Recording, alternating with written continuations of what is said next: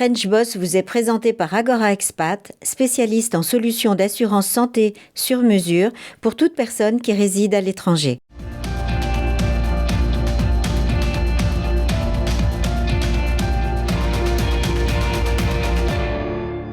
Bonjour à tous, avec nous aujourd'hui dans French Boss, une femme que l'on va retrouver depuis New York, et une femme qui a une carrière intéressante dans la mesure où elle a fait des choses qui sont non pas opposées, mais qui sont très différentes les unes des autres, une carrière assez éclectique. Bonjour Jacqueline Legrand. Bonjour Eric. Est-ce que vous êtes d'accord, un tout petit mot là-dessus avant de parler de New York, est-ce que vous êtes d'accord avec ça, avec le fait que vous êtes quelqu'un d'éclectique? Oui, c'est vrai. Je dirais que j'ai fait dans la vie des choix inattendus et bold. Et j'ai jamais regardé en arrière. Je suis toujours partie en avant. Et quand je pense à mon enfance dans la bourgeoisie provinciale d'Annecy, c'est vrai que j'aurais jamais imaginé être où je suis aujourd'hui. Bien, on va parler de tout ça, on va parler de votre carrière, car il y a beaucoup de choses intéressantes à raconter sur votre carrière, Jacqueline. Mais auparavant, on va commencer comme d'habitude par la photo qui est derrière moi. C'est une photo que vous m'avez envoyée, puisque vous estimez que c'est une photo qui est étroitement, peut-être sentimentalement aussi, liée de manière importante à votre vie professionnelle. Cette photo, c'est Manhattan. Que représente Manhattan dans la vie professionnelle de Jacqueline Legrand?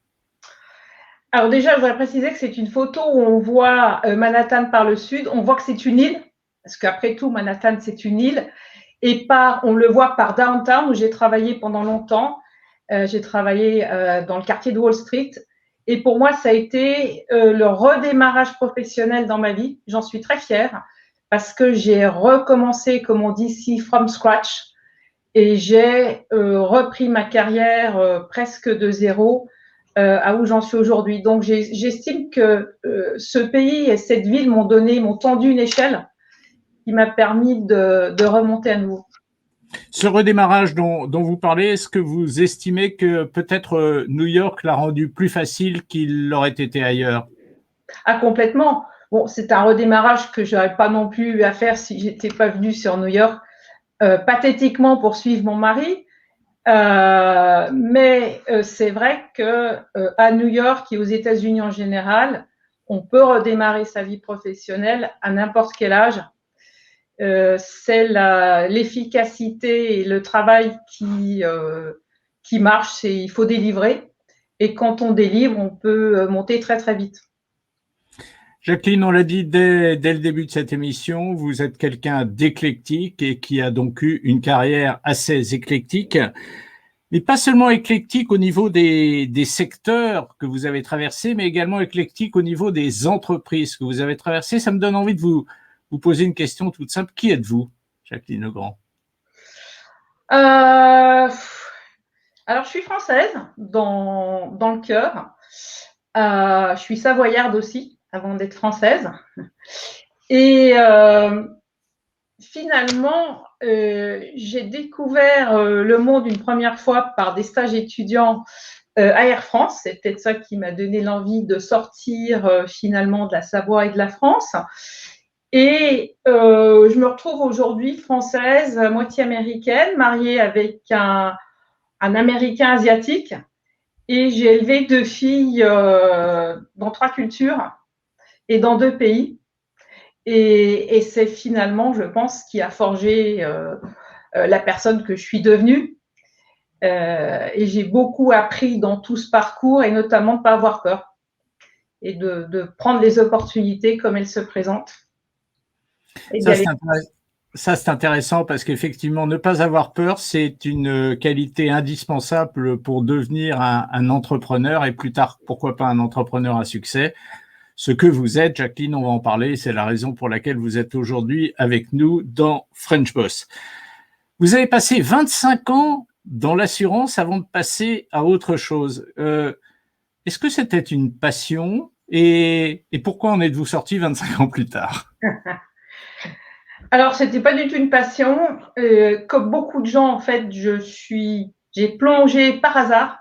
Et donc, je suis tombée dans le risk management et l'assurance et j'ai adoré. J'ai découvert que c'était pas du tout poussiéreux comme j'aurais pu l'imaginer, que c'était vraiment au cœur de la société et des entreprises, parce que finalement, dans tout ce qu'on fait dans la vie, on prend des risques, d'où l'importance de les identifier, de les réduire, de les éviter, et si possible, de les transférer aux assureurs, bien évidemment.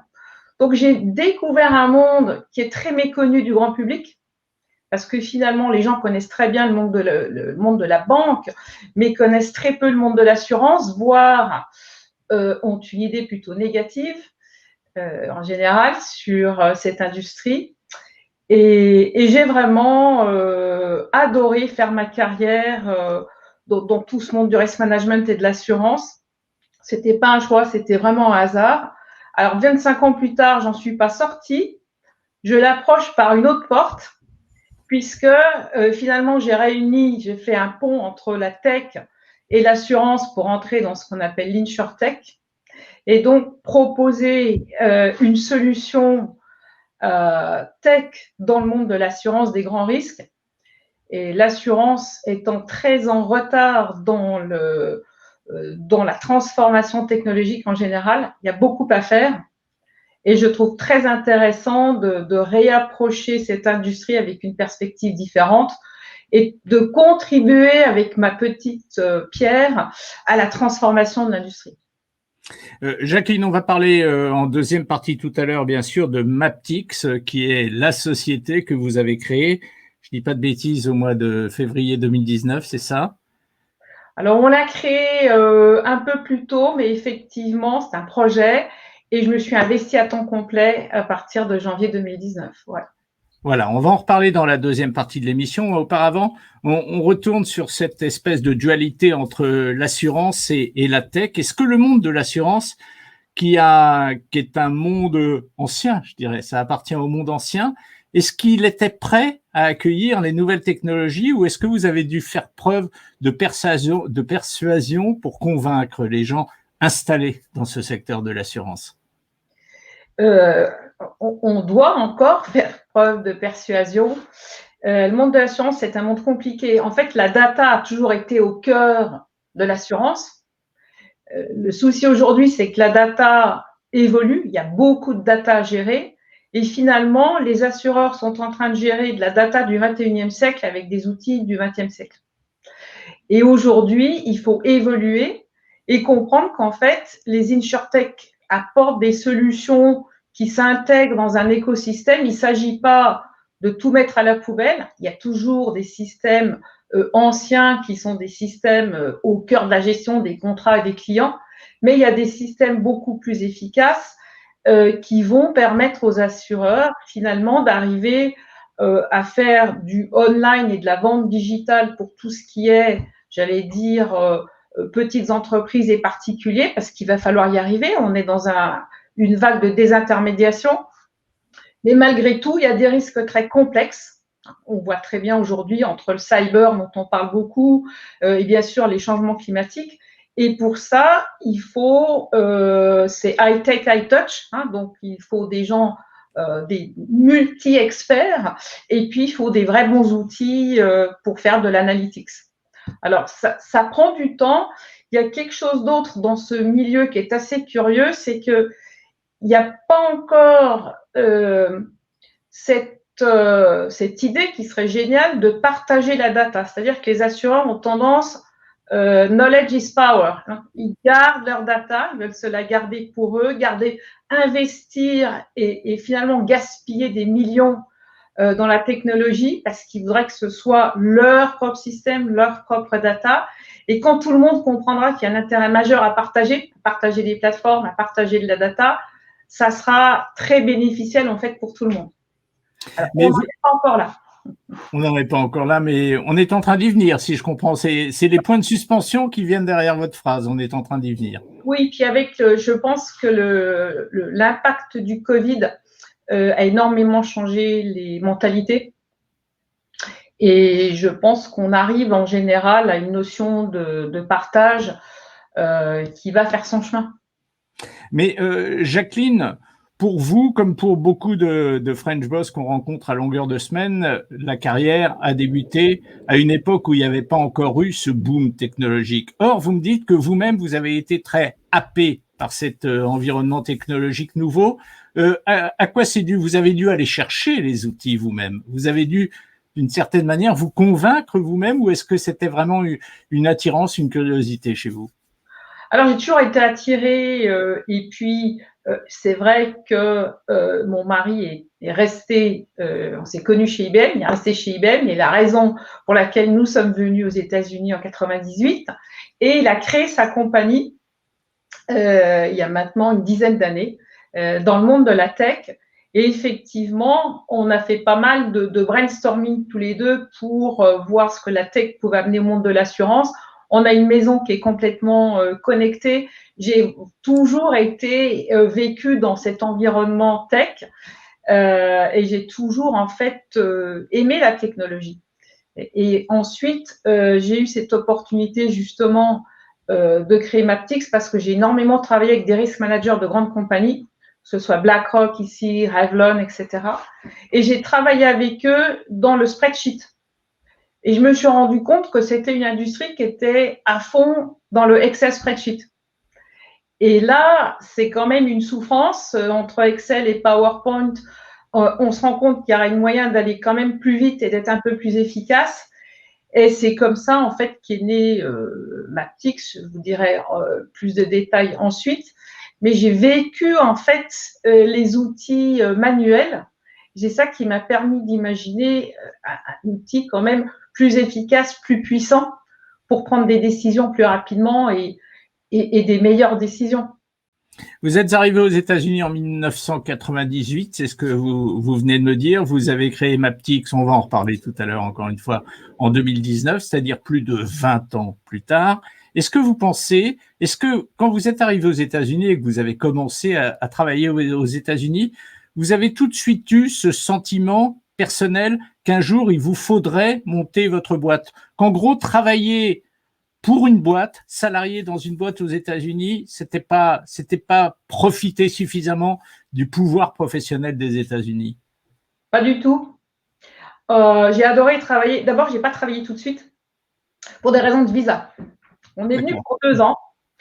Et puis on est toujours là. Et j'ai trouvé un job très très vite dans un des plus gros courtiers, enfin dans le plus gros courtier du monde qui s'appelle Marsh McLennan. Et là, les avocats se sont occupés de mon visa et le quota était atteint pour les Français. Et je n'ai donc pas pu travailler. Je me suis mis au piano. Je connais beaucoup de Russes à New York. Je faisais 2 à 3 heures de piano par jour. Et puis, je suis allée à Columbia prendre des cours de marketing pour améliorer mon anglais et apprendre quelque chose de nouveau. Puis, j'ai fait aussi un diplôme de gestion des risques, de risk management, pour apprendre la taxonomie en anglais de ce que je connaissais en français. J'ai passé une licence de broker, donc j'ai réuni toutes les cartes dans mon jeu pour retrouver du travail, ce que j'ai fait. Et j'ai donc travaillé dans le monde corporate ici pendant un certain nombre d'années, puis l'opportunité de partir au Portugal pour faire ce qu'on appelle ici le C-suite, donc me retrouver en fait au conseil d'administration, PDG, etc.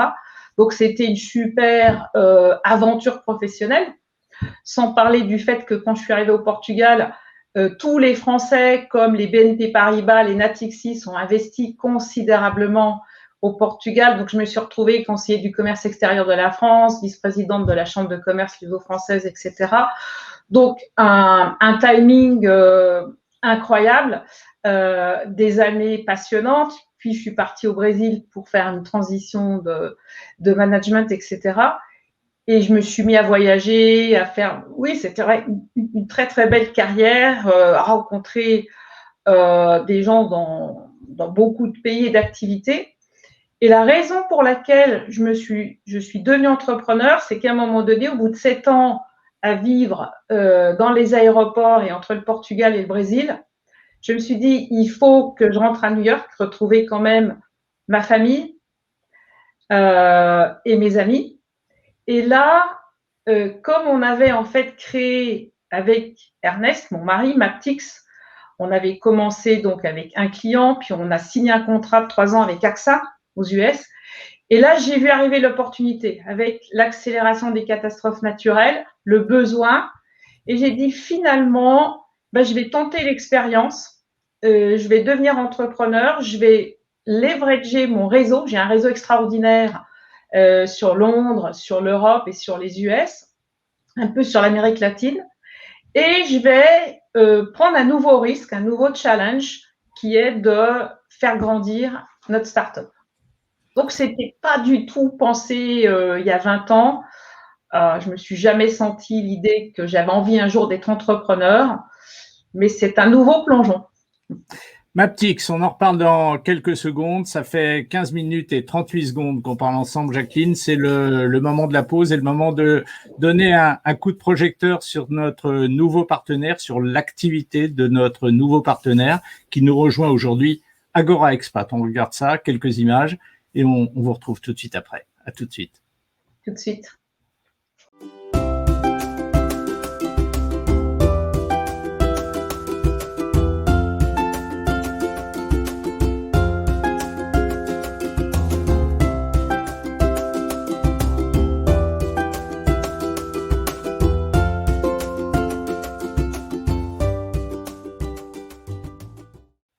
Voilà, on retrouve Jacqueline Legrand qui n'a pas bougé, qui est toujours à New York, en face de nous dans cette ville qu'elle aime tant. Tiens, avant de parler de Maptycs, qui est la boîte que vous avez montée donc il y a 2 ans, hein, on va dire comme ça.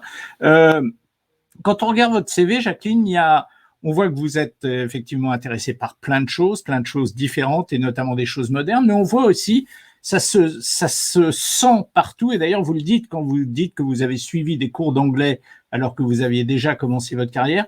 Il y a une envie d'international, manifestement, dans la carrière de Jacqueline Legrand. C'est en tout cas ce qui transpire un peu de votre CV. Oui, complètement. Comme je vous le disais, j'ai en fait eu l'opportunité en tant qu'étudiante dans une école de commerce en France de faire des saisons à Air France, 3 années de suite. Et j'ai eu la chance d'être sur long courrier. Donc, c'était la découverte du monde, moi qui n'avais jamais franchi les frontières de la France avec ma famille. Et puis, je me suis mariée de façon très inattendue avec Ernest, qui est donc chinois-vietnamien, que j'ai rencontré chez IBM. Nous sommes partis aux États-Unis. Je pense que c'est le premier pays d'expatriation qui est le plus compliqué. Une fois qu'on l'a fait une fois, c'est plus un problème de le faire une deuxième fois, une troisième fois. Et cette opportunité d'aller au Portugal, puis au Brésil, et puis de prendre la direction de BrokersLink, qui est un des plus gros réseaux de courtiers indépendants d'assurance, et donc de me retrouver projetée sur une organisation complètement internationale. Et c'est vrai que j'ai adoré voyager, et le fait que personnellement, j'étais immersée, on dit ça en français, immergée dans une famille internationale, dans un environnement ici international, à l'école franco-américaine, je crois qu'il y avait 55 nationalités. Et j'ai beaucoup aimé, en tant que, je me considère comme une famille mixte, tout ce qu'on apprend, l'enrichissement de vivre dans un milieu international, de faire des efforts pour communiquer, parce qu'on parle tous English as a second language. Donc, on fait des efforts pour se comprendre. On a un respect mutuel des autres cultures, des autres religions, et ça élargit nos perspectives. Et ça m'a vraiment, cette découverte du milieu international, oui, ça m'a beaucoup plu. Puis, je me suis rendu compte que c'était une compétence que j'apportais également, qui était de pouvoir travailler avec des gens de cultures différentes. Donc, une chose, une autre, finalement, bien sûr, cette compétence que j'avais acquise dans ma vie personnelle m'a servi dans ma vie professionnelle. Ce qui est sympa, c'est que nous, on avait eu une lecture un petit peu comme ça, d'en haut de votre activité professionnelle. Et en fait, au fur et à mesure de ce que vous nous racontez, on voyage au travers de cette activité, ce qui nous permet de nous rendre compte de la richesse de ce qu'a été votre vie professionnelle, Jacqueline. Pardon. Maptycs. C'était donc à début de l'année 2019, donc un peu plus de 2 ans. Prévision des catastrophes avec des outils innovateurs. J'ai lu ma feuille pour pas dire de bêtises. Donc, vous connaissiez les catastrophes en matière d'assurance, vous connaissiez les outils innovateurs. En revanche, est-ce que vous connaissiez la manière de monter une entreprise, les éventuels appels de capitaux que vous aviez à faire? Racontez-moi ça, Jacqueline. Alors, j'avais aucune idée.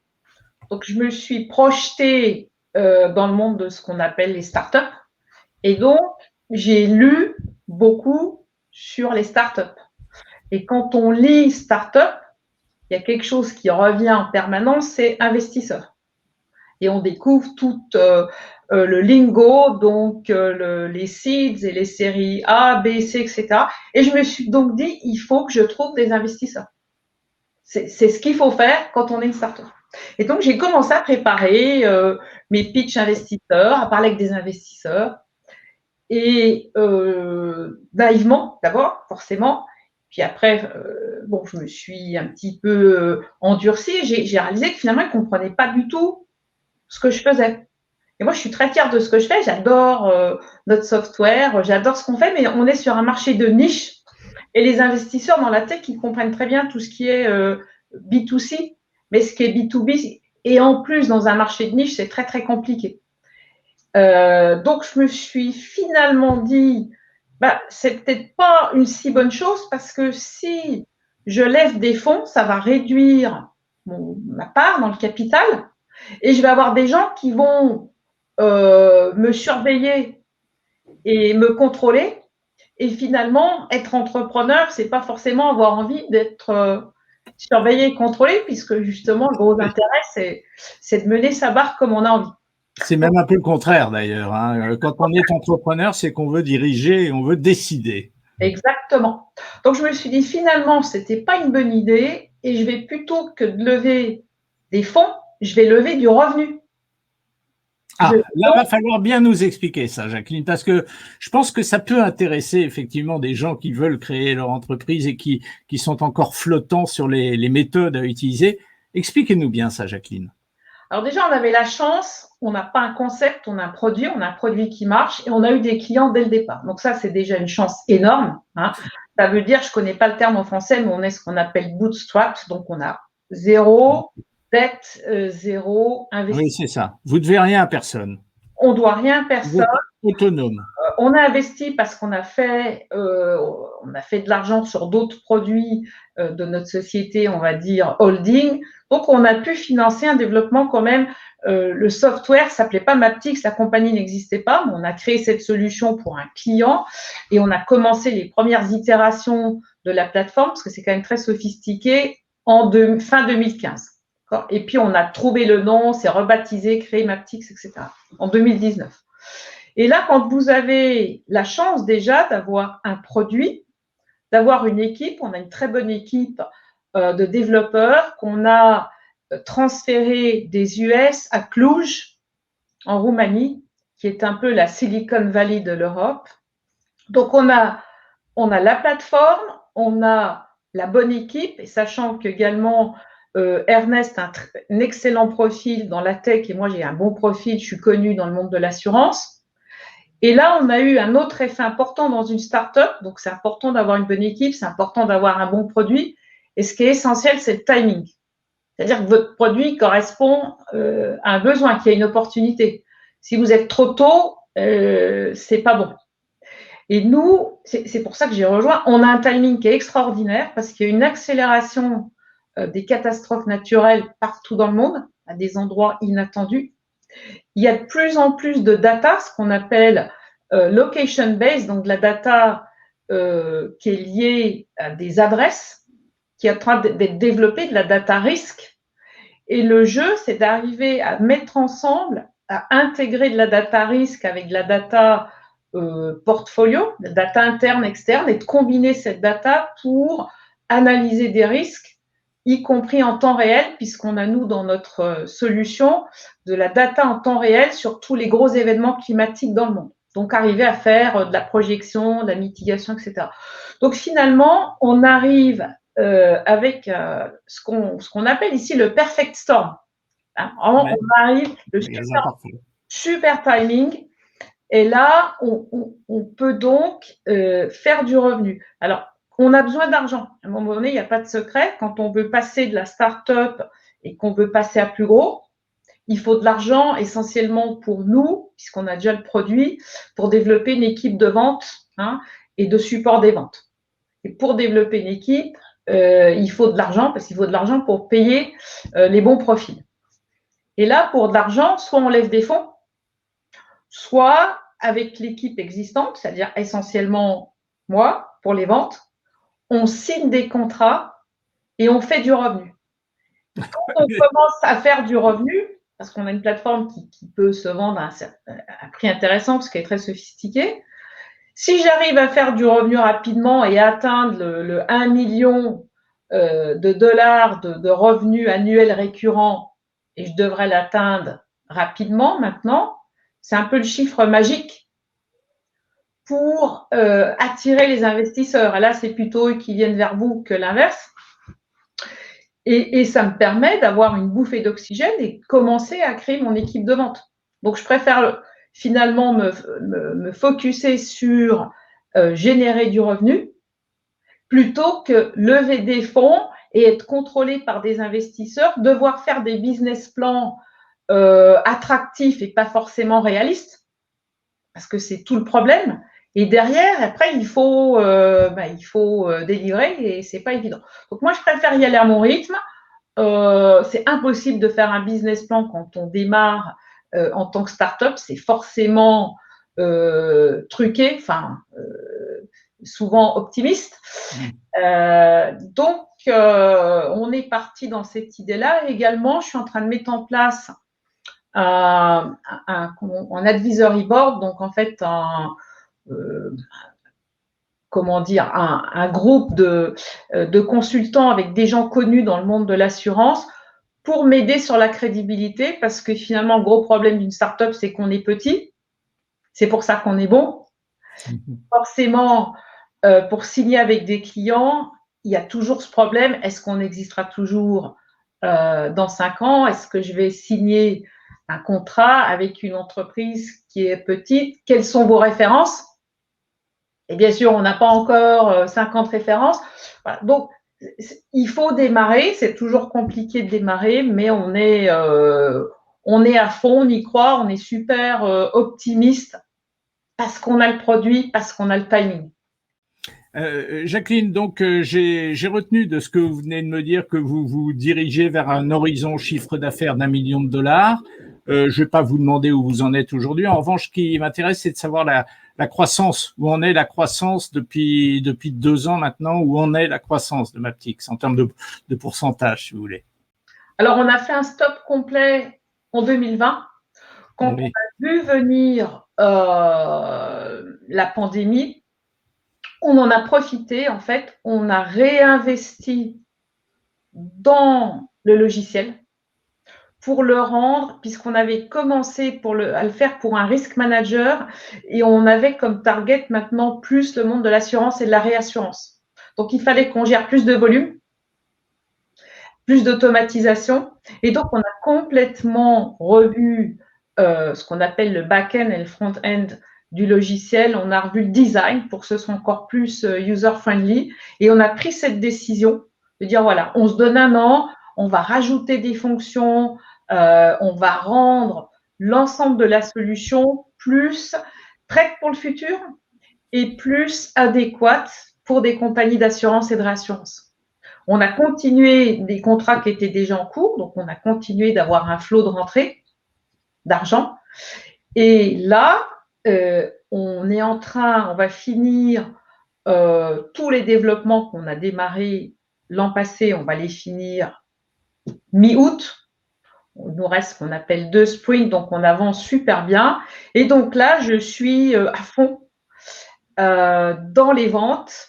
J'arrive en fait de Paris où j'ai pu rencontrer quelques belles entreprises et j'ai un beau pipeline entre Londres, Paris et New York. Donc, je me sers énormément de LinkedIn, entre autres. Et j'espère donc nous projeter dans les 12 mois qui viennent sur une croissance d'aujourd'hui, on va dire un 300 000, arriver à 1 million. On peut y arriver avant. Quand on part de petit, il suffit de signer 2 gros clients prévus. Tout peut changer très vite. Donc, on est très optimiste et puis on n'a pas de… Pour le moment, on a des fonds, donc on a plusieurs mois d'avance devant nous. Et donc, on on n'est jamais complètement relax, mais disons qu'on a plutôt du positif de notre côté. Jacqueline, une question à laquelle on va répondre brièvement parce qu'on est déjà en train de déborder, ce qui est pas très très grave, mais bon, si on peut. Est-ce que la réussite, vous la chiffrez en termes de bonheur personnel, professionnel pour vous, ou est-ce que vous la chiffrez en chiffres, en résultats, en dollars? Je la chiffre pas parce qu'on ne sait pas. Mais ce qui est super important pour moi, c'est le parcours. C'est ce qu'on fait, c'est les rencontres, c'est l'excitation, c'est les hauts, les bas, c'est l'aventure. Donc on n'a pas d'expectation, bien sûr, on a envie de réussir, on fait tout pour. Mais ce qui est intéressant, c'est l'aventure. Ben voilà, c'est une belle conclusion de la part de Jacqueline Legrand, dont on a lu d'ailleurs dans la biographie sur LinkedIn que le meilleur conseil que vous aviez reçu, Jacqueline, c'était de tirer parti de chaque opportunité. Apparemment, vous avez bien su le faire et longue vie à Maptycs, ça a l'air pas mal engagé, Jacqueline. Ben oui, on y croit. Merci, Eric.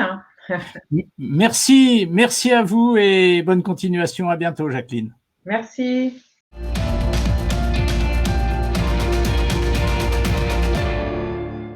French Boss vous a été présenté par Agora Expat, spécialiste en solutions d'assurance santé sur mesure pour toute personne qui réside à l'étranger.